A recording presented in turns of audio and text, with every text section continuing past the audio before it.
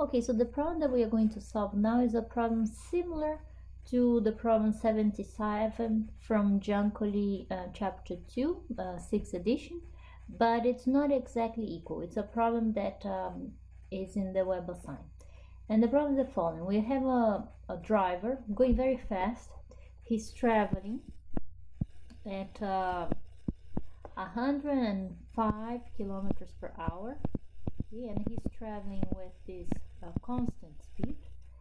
And he passes in front of a police car that is at rest. Okay. So this is the police car that is initially at rest. And once the police sees this car going so fast, the police accelerates to try to catch him. And the police goes with, so this acceleration is 11.6 kilometers per hour second. So this is a very strange unit, but you will see that it will be convenient. And usually we would say kilometers per hour square or meters per second square. Here we are mixing hours and second, but you'll see why it will be convenient later.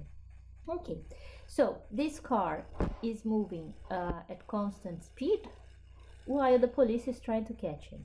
And so sometime later, so what we have is the car will be in front of the police because it will take time for the police car to accelerate and reach him, but eventually, yes, both will meet again. And what we want to know is how much time it will take for the police officer to finally reach the car. Okay, so how are we going to solve this problem? Let's try to put all the information that we have. Here is already an important one, that the police car initially has this speed 0, it's initially at rest, and we know that the car moves at constant speed. Okay, what else do we know? Well, this beginning here is when the police and also the car, they all have position 0. That's my choice of reference frame. And I know that the police will reach the guy when they both have the same position. So the final position of the car will be equal to the final position of the police car. Okay, so now all we have to do is to put the equation for the car and the equation for the motion of the police. The car is moving at constant speed. So I'm using this simple equation, x naught equals to bt, constant speed, while the police car is accelerating. So I'll put x naught plus v naught t plus a over 2 t squared. Okay. Now the initial position for the car, also the initial position of the police according to the frame that I chose, is 0.